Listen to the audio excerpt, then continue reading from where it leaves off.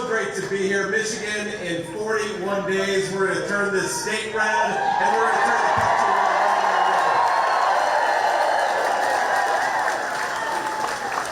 Now, I know we had some folks who couldn't quite get in. I think you can hear me, but not necessarily see me. I just want to say we're so grateful for everybody for being here. We're so grateful to have a max capacity and then some turnout, and we're grateful for all the hard work every single one of you is doing to turn this state red and send Donald Trump back to the White House.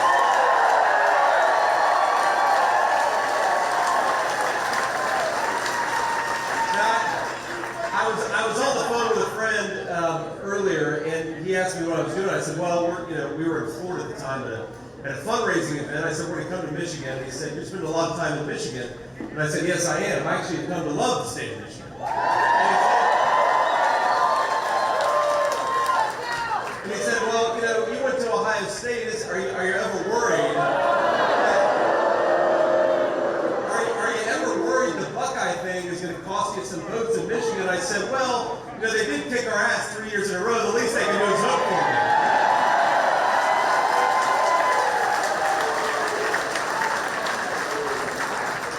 But I think we can all agree there's something much more important than football. There's something much more important than any sport. It's saving this country. And my friends, we have got a great team in the state of Michigan. I'm going to give a couple of shout outs here because we've got a great group that's going to help us turn this state red and win this election. I want to give a special shout out to Michigan GOP Chair Pete Hoekstra. Where's Pete at?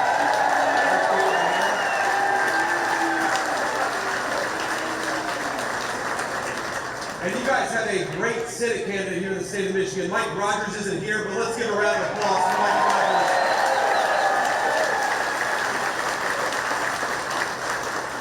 Now, I don't know if you saw the news, but Kamala Harris has decided to give her first solo national interview. Number one. Now, the journalist that she's doing this interview with, of course, is a person who's already endorsed Kamala Harris. I don't think she's going to get that many tough questions. But, I've watched a couple of these interviews with local journalists with Kamala Harris, and I've realized why it is that Kamala Harris does good interviews. And the answer is that every time she answers a question, I think we gain about 100,000 votes. Me and Donald Trump.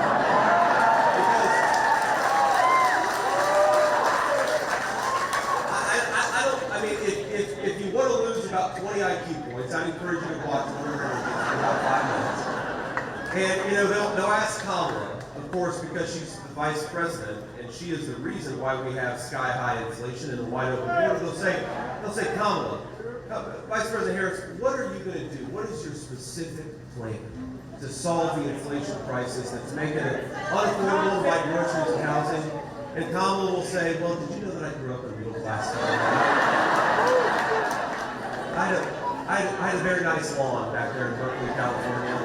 It's like, well, that might be true. What the hell does that have to do with lower inflation? And they'll say, Kamala Harris, the world, we've got a war in every new continent across the country.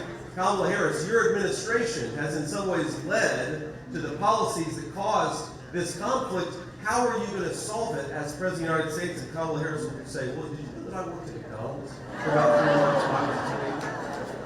And I think, my friends, that all of us are watching this interview and saying to ourselves, what is Kamala Harris, what is she actually planning to do for the American people? And the answer is, we don't have to guess that much because she's been the vice president for 3.5 years and she hasn't done a damn thing.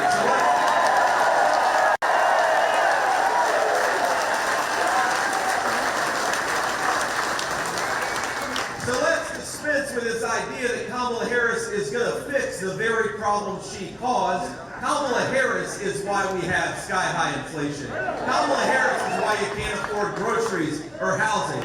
Kamala Harris is why the world is at war right now in nearly every single continent. Kamala Harris is why the border is wide open. And Kamala Harris, you want a promotion, but the message from Michigan is you're fired. Go back to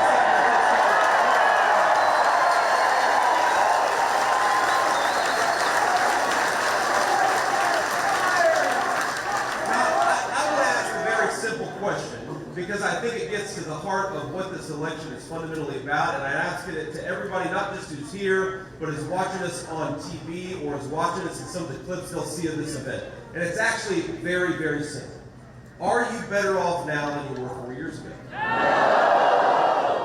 And actually, it's not just you all, it's a lot of Americans. In fact, about 70% of Americans are consistently telling us that their financial position is worse thanks to the policies of Kamala Harris. Now, let's just tick through some of the problems here. The cost of living in the state of Michigan is $1,032 higher per month than it was 3.5 years ago when Donald Trump left office. That's a disgrace. That means that if you add up all this inflation, the average Michigan family has been cost $27,000 thanks to Kamala Harris's inflation. Gas prices in this state are up 45%. Home prices in the state of Michigan are up 41%, meaning that a lot of American families can no longer afford the American dream of homeownership. Now, groceries are up over 20%, and that's everything. That's milk is about $4 a gallon. That's about a 20% increase. Eggs are up more than 115%. That means they've more than doubled in price, thanks to Kamala Harris. And I've got 3 little kids at home who eat a lot of eggs, so I've seen that price increase very personally. But here's the problem with Kamala Harris. It's not just that she caused all these problems. It's that she's the most shameless politician I think we've ever seen in our lifetimes. Because you go to a Kamala Harris rally, which I would not recommend, and she will say without an ounce of shame, on day one, we're going to lower grocery prices. Or on day one, we're going to make housing more affordable. Kamala, day one was 1,400 days ago. What the hell have you been doing the whole time?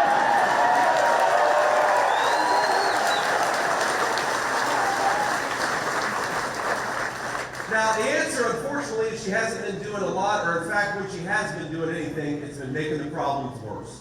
Kamala Harris, as much as she tries to run for the policies of the past 3.5 years, as much as she tries to pretend that she represents change, Kamala Harris, let's remember, she cast the tie-breaking vote on over $4 trillion of spending that sent inflation through the roof.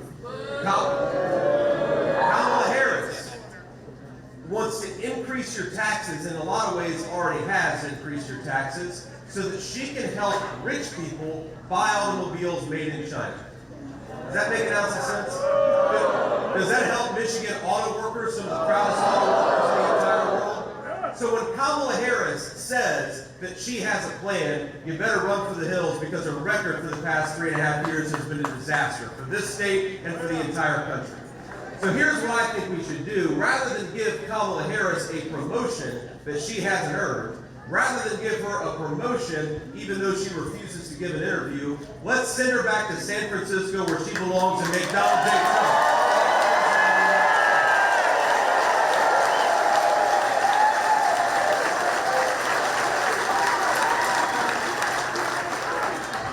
Now, one of the many reasons I love to be in Michigan is you guys have a very proud agricultural tradition. And, you know, you all, I assume, know this, 75%, I learned this today, 75% of the tart cherries are grown in the great state of Michigan.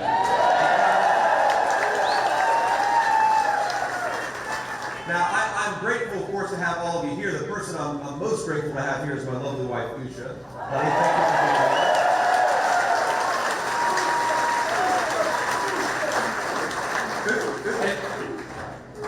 Thank you.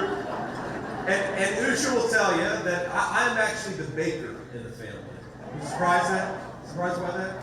So I actually make a lot of cherry pie for those 300 kids, and apparently they all come from the state of Michigan. So from my children to you all, thank you all.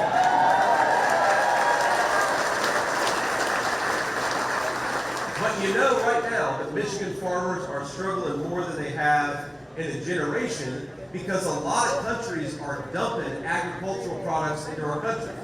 And you know, we've seen this story before in the state of Michigan and all over the Midwest, where you have people using literal slave labor, making things as cheaply as possible, dumping it into our country to undercut the wages of American workers and put a lot of great American people out of their jobs. Now, we've got a president and a vice president right now that is saying, Do it, do it, and do it more. She's welcoming these agricultural and manufactured theft by allowing people to flood this market with a bunch of stuff that shouldn't be here to begin with. Now here's Donald Trump's approach. Donald Trump's approach is we are going to protect Michigan auto workers, we're going to protect Michigan farmers, and we're going to be self-reliant as a people.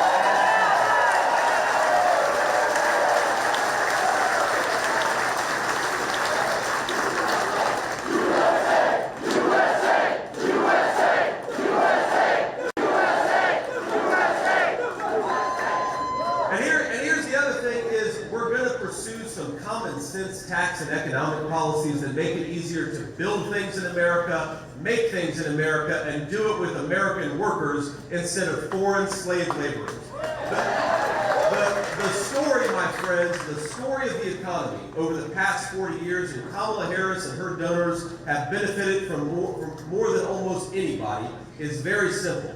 We're going to ship American jobs overseas. They say we want to ship American manufacturing overseas, and Donald Trump is the first person in a generation that has said, hell no, we're protecting American workers and protecting American jobs.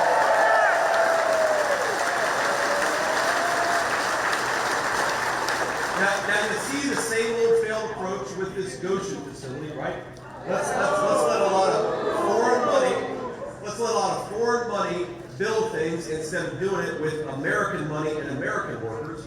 But you see it in a lot of other ways too. The most destructive thing that this administration has done, the Kamala Harris administration, is that she wants to force Americans to buy electric vehicles made in China. And she, by the way, wants to subsidize doing it with your money. Here's what our proposal is. First of all, this is America, so you should be able to drive whatever the hell car you want to.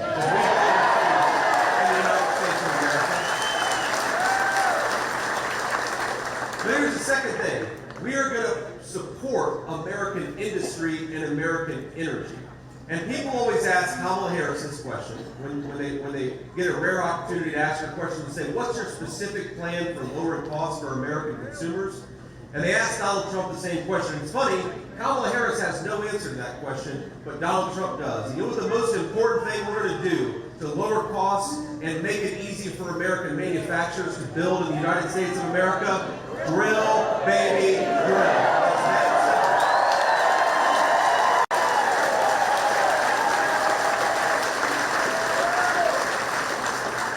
Because here's the thing, when you make it more expensive on energy workers and energy producers, well, then gas gets more expensive. And if the truck drivers are paying more for gas, then we're paying more for the groceries that are delivered by the truck drivers to the grocery store. We're paying more for homes because the truck drivers are delivering the lumber and the construction supplies to that build site. And on issue after issue after issue, all we got to do is unshackle the American energy worker and the American energy producer, do it more in the United States of America, do it with American workers, and that's how you lower prices.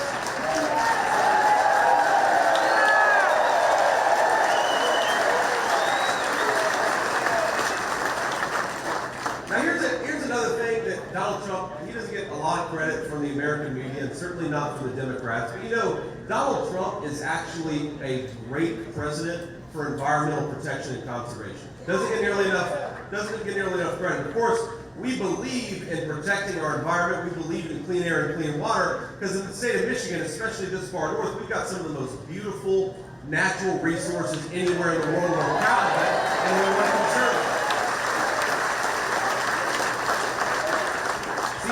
President Trump signed the Great American Outdoors Act to rebuild our national parks, spent $900 million rebuilding our national parks, and he signed another piece of legislation that put $175 million into Great Lakes restoration, which of course benefits all of us.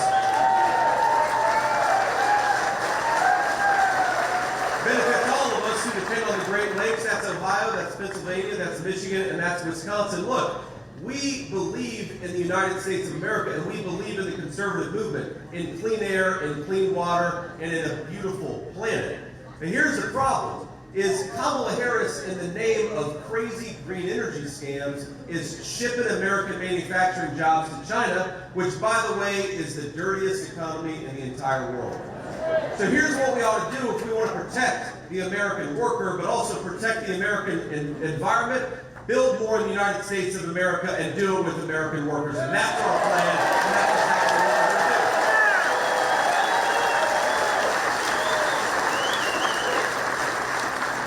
And I don't think we can say it enough, my friends, that Kamala Harris, just one final point here, is Kamala Harris's policies lead to higher taxes for the middle class.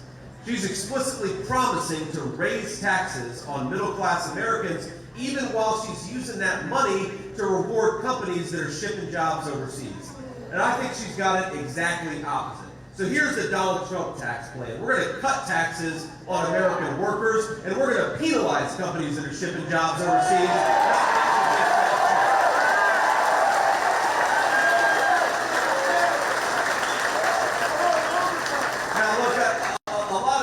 Story, and a lot of you know where I came from. Look, I grew up in a working class family. And so,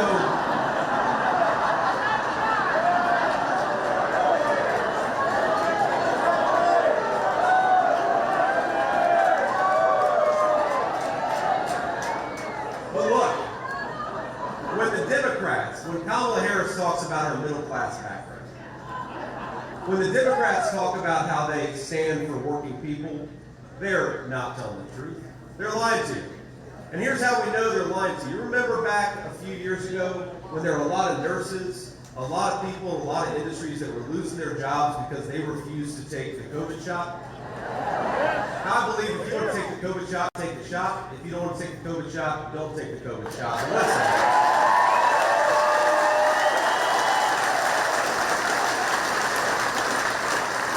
Disgraceful for Kamala Harris to say that she stands for the American working man when she fired millions of American working men and women from their jobs for not doing what Kamala Harris would tell them to. When she shipped millions of American jobs to foreign countries in the name of the environment, even though those foreign countries do business a lot dirtier than we do. It's a scandal for her to say that she stands for the American working man when she is promising to raise taxes on working men and women all over this country, including in the state of Michigan. The president for working people in the United States of America, it's Donald J. Trump, and we're going to fight to get it back.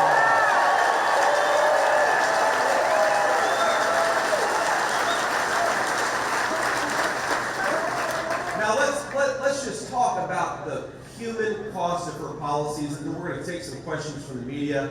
But I want to talk about one more issue, and that's immigration.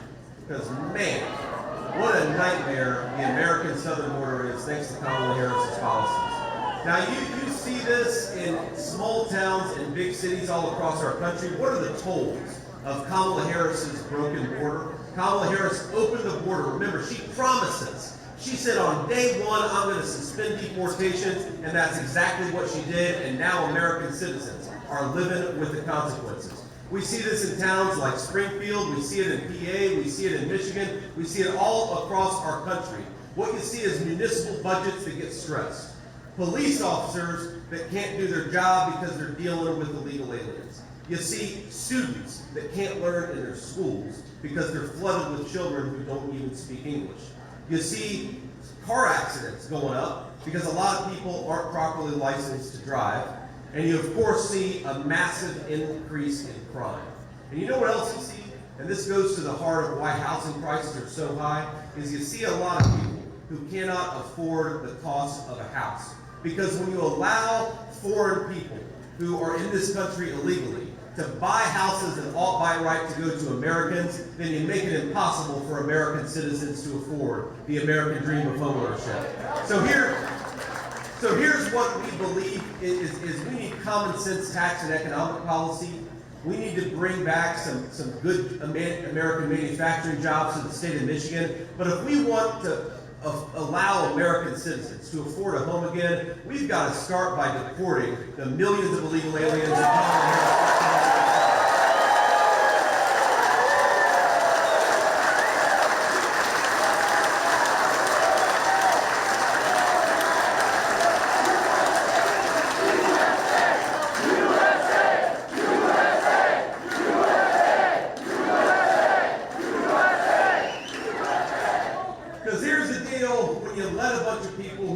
in this country come here illegally. You put stresses on all the services that a lot of Americans rely on every single day. And I'm proud to run with an American president and an American presidential candidate who believes the first duty of the American president is to look out for American citizens first, and that's what we're going to do.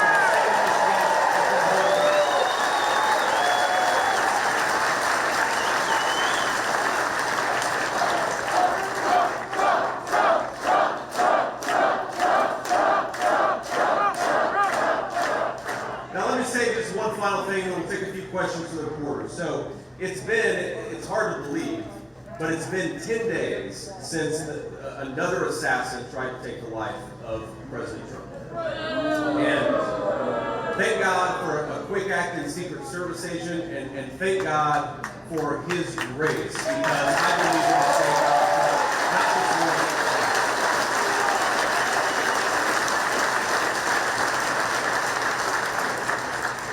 but I had this conversation, and I had this conversation with the president about 1:45 on Sunday, the day that he was shot. He called me. I was home with my 7-year-old son in Cincinnati, and he said, JD, they just tried to do it again. I said, they tried to do what again? They said, well, they tried to shoot me. And I couldn't believe it. And I said, my God, sir, first of all, how are you? Not just how are you physically, but, that's a traumatic thing to happen twice in as many months. How are you doing? And honestly, I was more shook up about it than he was. And it revealed something to me about Donald Trump's character that I want to talk about. Because we can disagree on substantive issues. I think in this room we largely agree. But the most important thing is not that we agree on 100% of the issues. It's that we have a person of character and courage under fire in the Oval Office. Now, here's the thing. So I said, sir, how are you? And he said, well, I'm doing fine.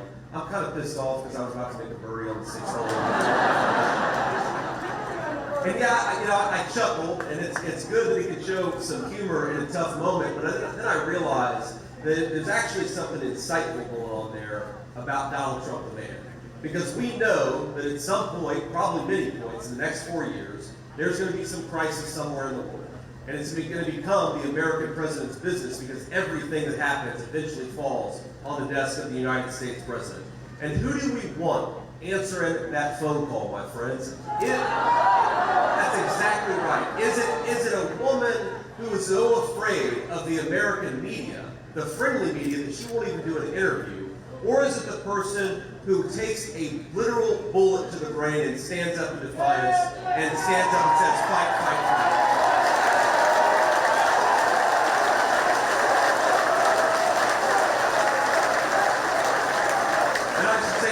Almost took a bullet to the brain, took a bullet to the head, and stood up and said, fight, fight, fight. I really do think when you watch that video and his head turns so quickly, that is the grace of God. It really is an amazing thing. But look, it's not just an amazing thing, it's the response to it. Because when you show that level of calmness and coolness under pressure, what you show is that you can handle the adversity and the stress and the trauma of being in a tough situation and fighting for the American people despite it. And here's the problem with Kamala Harris. It's not just that she's wrong on the issues, my friends. It's that she doesn't have a plan. She can't even talk about her plan. And she's so terrified of the American people that she runs from the media instead of answering their questions. That is not a person we want anywhere near the Oval Office. We want Donald J. Trump. And that's exactly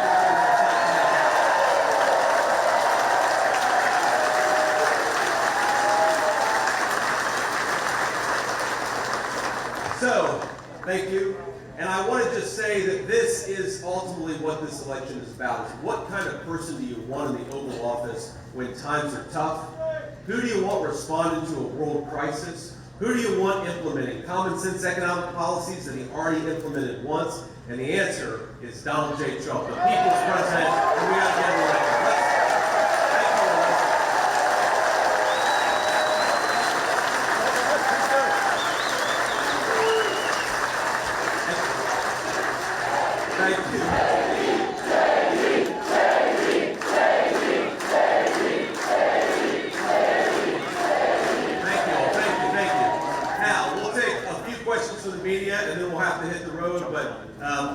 Unfortunately, the lights are a little bright, so I can't see you, but if you got a microphone, just shout out a question. Hey, Senator. You came here to talk about the auto industry in Michigan. What do you see as Michigan's role in the future of the industry, whether that is predominantly gas or electric? Well, look, I think Michigan's role in the industry is going to be the leader of the American auto industry because it always has been, but only if we get leadership that's going to fight for Michigan auto workers instead of a person who fights to ship their jobs to China. And I think that's the most important thing. Look, we're going to have EVs, and this is the thing. Donald Trump and I are not anti-electric vehicle. We're anti-telling Americans what car they have to take.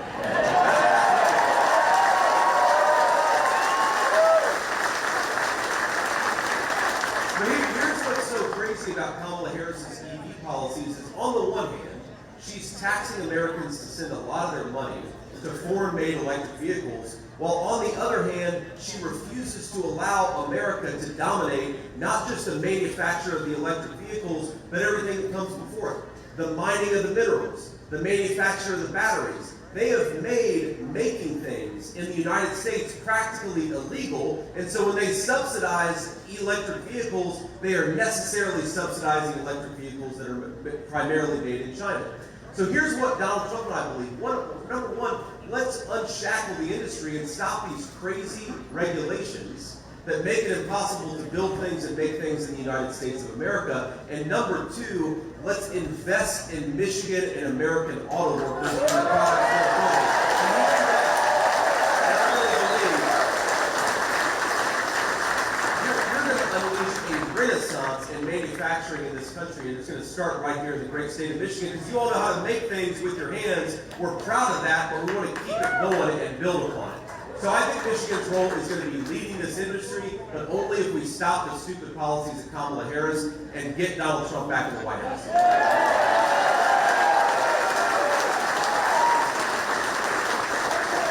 Next question. Senator Vance. Senator Vance, this is Peter Coates with Traverse City Record Eagle, our hometown newspaper.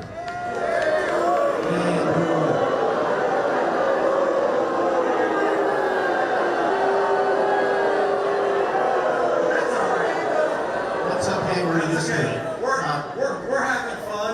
You're allowed to ask your question. They're allowed to tell you how they think about it. Right? So it's okay. This is America. We have a very serious shortage of affordable housing. Yes, we do.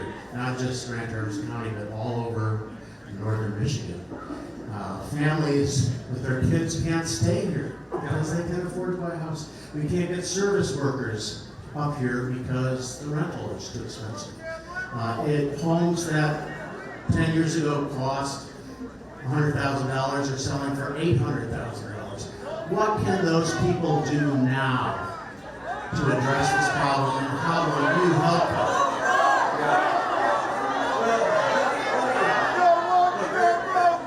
Let me just say, one, I appreciate and I agree with the basic premise of the question, which is housing is way too expensive in this area and all over the country. This is something that has really changed from even when I was a little kid.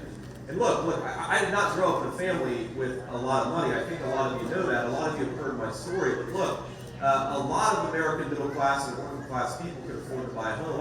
I remember my family actually said something to me very recently. It was really sad. It kind of hit me how just unbelievably sad it is for American young people. And she was talking about buying a home herself, and she said, isn't it kind of crazy that when our parents were young, they could just go and work a job and raise a family and afford to buy a home?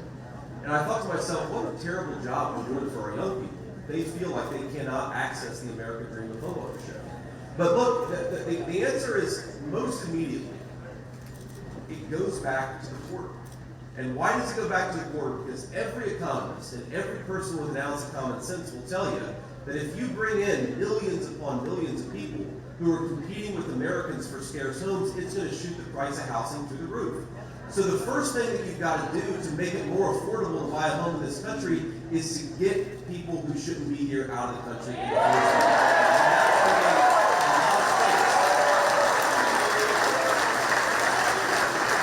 now look, to be clear, that is not the whole solution to the problem, because you've also got to build a lot of houses. And we unfortunately have made it so hard on construction workers and construction businesses to build housing in the United States of America. When we talk about regulations, I think a lot of people say, well, what do you really mean about regulations? Well, here are the two things that I'm really focused on when I criticize the regulatory regime of Kamala Harris. It's number one, they're shutting down pipelines, they're shutting down oil fields, they're shutting down natural gas rigs, they're shutting down the American energy sector. That's a disaster. You're going to stop the regulations there. And by the way, that will also lower the cost of housing, because one of the reasons housing is so expensive is because the energy to build the homes has gotten so expensive thanks to Kamala Harris. But the second thing you got to do is stop making it so hard to build things. Let's think about this country. Think about the history of the United States of America. You think about, what is it that really sets us apart? We are frontiersmen. We tamed the wilderness over hundreds of years and built incredible skyscrapers and great, beautiful buildings. We are a country of builders and of makers, and Kamala Harris is trying to throw you in jail if you build without her permission. It's a joke, and we've just got to get back to making it easier for people to build things in this country that'll drive down the cost of housing and make American homeownership affordable again.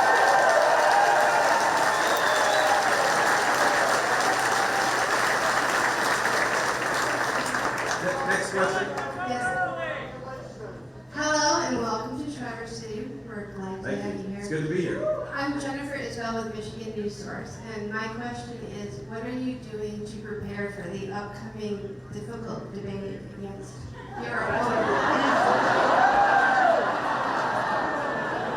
Well, look, I think the way I see the debate is very simple. It's an opportunity where for 90 minutes, Governor Walz and I are going to debate the issues that matter to the American people.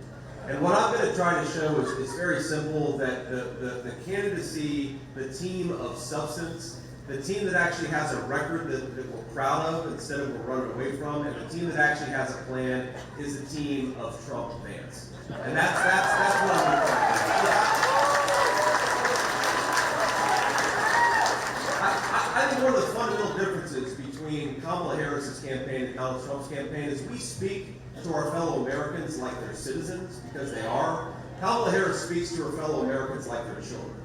And so what I'm just going to try to talk about here is explicitly what we're going to do to make your life better, and here are the ways in which the current administration has made your life worse. So we're going to try to connect it to public policy, because that's what I think the American people care about. So that's my plan. So we're studying up as much as we can on the issues that matter to the American people, and I'm looking forward to it because, again, as much as the moderators may very well be biased, we'll see about that. I know they were the first time, but it's an opportunity for me to get to tell the American people how I think we can make their lives better, and how Donald Trump's policies can make them more prosperous, can make the world more peaceful, and can secure that southern border. If we do those things, we're going to win, and I believe we will.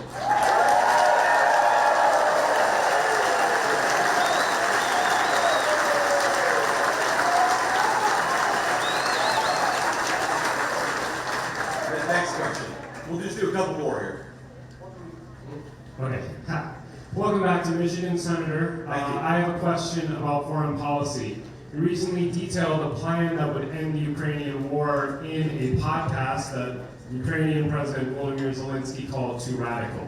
I want to give you the floor to respond to that. How do you respond to what Zelensky said, and can you detail how a Trump-Vance administration would end the war in Ukraine? Well, look, the details for how Donald Trump is going to end the war in Ukraine is by not being weak and not being dumb, which is unfortunately something you can't say for the current administration.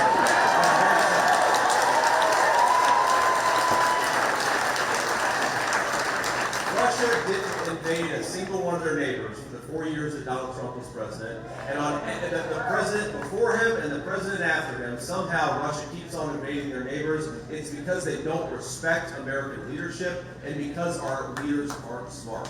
So what Donald Trump brings back is not just strength, but intelligence to the Oval Office. And I think that's really all you need to end this war. Because look, it is not in America's interest, it's not in Ukraine's interest, it's not in Europe's interest for this war to go on indefinitely. Now you said that Zelensky criticized something I said. First of all, that's not a plan. That's me talking about one possible scenario for how this thing might ultimately end. But look, I don't appreciate Zelensky coming to this country and telling the American taxpayers what they ought to do. He ought to say thank you.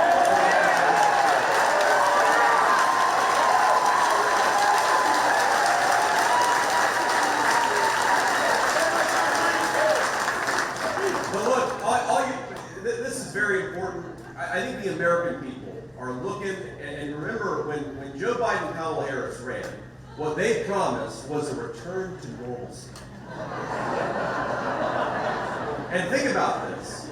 Think about, we've got a conflict right now, a war that would have never happened in the Middle East that threatens to become a regional war. We've got a war in Europe that wasn't happening under Donald Trump's leadership. We've got the threat of war about to break out in East Asia between China and Taiwan. The entire world is a tinderbox, and Kamala Harris, I really believe, is the match. Because weakness invites conflict. Donald Trump believes in peace through strength and peace through smart diplomacy, and that's what he's going to go after.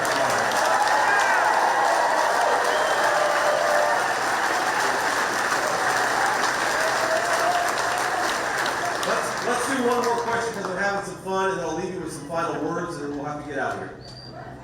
Thank you for doing this, Senator. He's back there. Go Thank ahead. you for doing this, Senator.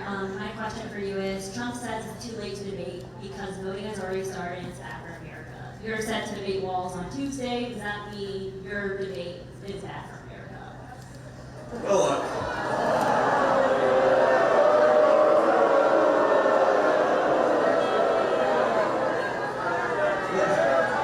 first of all, the president already did a debate, and I thought he did a hell of a job. How did you guys think?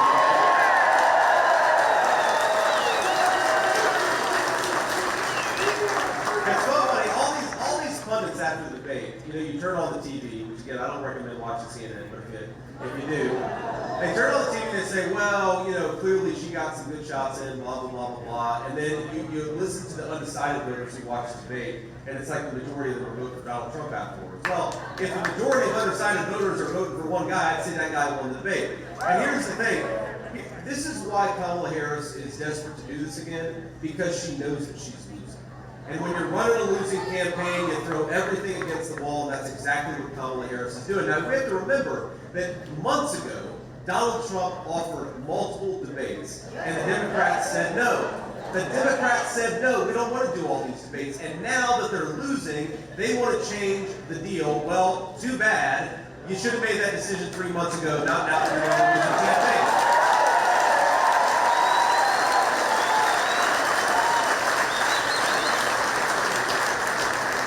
Well, look, I think the more important point here, the more important point to the American people is Donald Trump is getting out there every single day. I'm getting out there every single day, and we're doing what a president and vice president ought to do. We're trying to earn the trust and the vote of the American people. I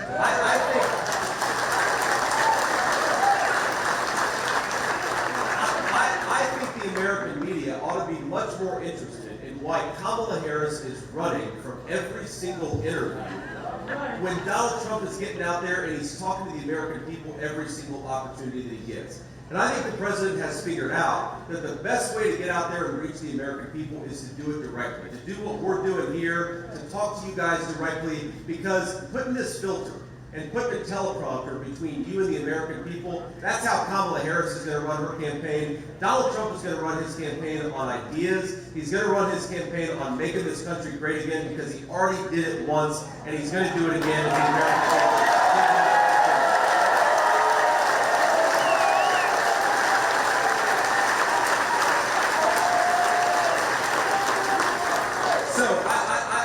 I want to leave you with just a couple of thoughts here because, look, it's so much fun to be here, and I've loved spending some time with you, but we've also got some work to do. And the president does this at every rally, and I think it's such an important message, and I'm going to try to impart it to you all. We've got to get out there and work. And I got a very specific request for you. It's that I want you to get out there, and I want you to vote 10 times. Now, the headline on CNN tomorrow will be Senator Vance encourages voter fraud in Michigan. But here's how you get out there and vote legally 10 times, is you take yourself to the polls and you get 9 of your friends and family to go along with that.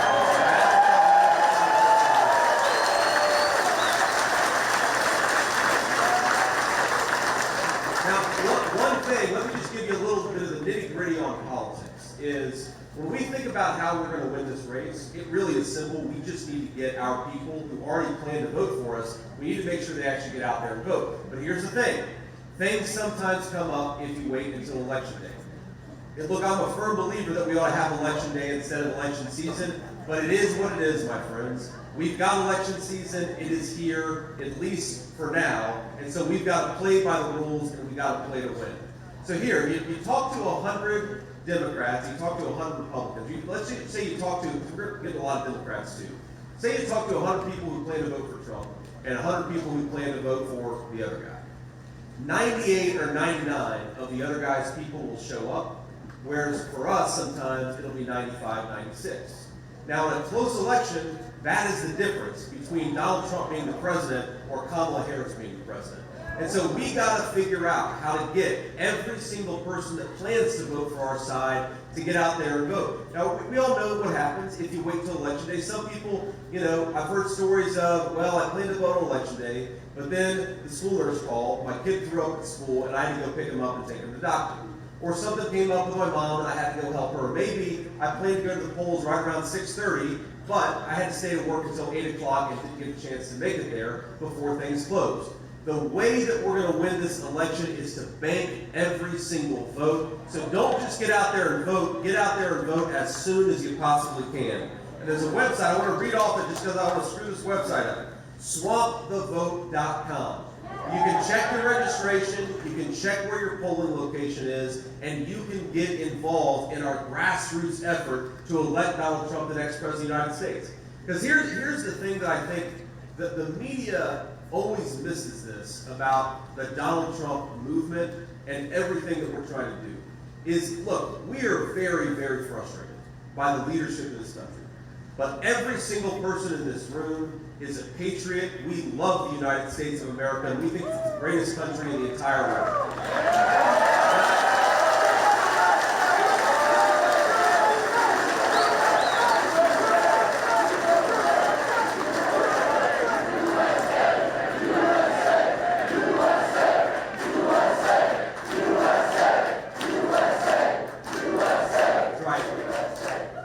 But here's the thing, we've got, and I wish I could take every single one of you and give you the perspective that I've gotten running for vice president the last 7 weeks. It's, other than marrying this beautiful woman here and being a father to our 3 kids, the greatest honor of my life has been to run to be your next vice president of the United States. It's an unbelievable honor.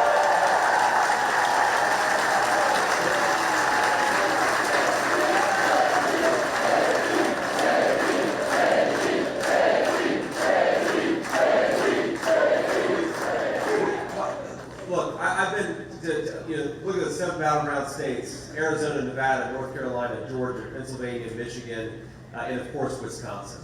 And I've been to these 7 states so many times, and all I can think about when I go to a new place or a place, I've never been to Traverse City, this area before, and you come and all you can think is, this is the most beautiful country in the history of the world. I really do believe in this.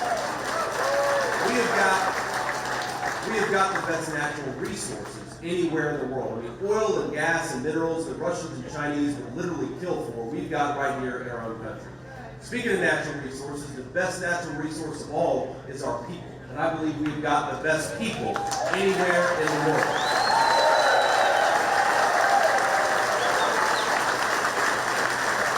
The only thing I think that is broken about the United States of America is our failed leadership. The only thing that's broken about the United States of America is that Kamala Harris is calling the shots. And you know how we're going to change that? It's not by relying on the press. It's not by relying on anybody but ourselves. So let's get out there, let's work our tail ends off, and let's make Donald Trump the next president of the United States.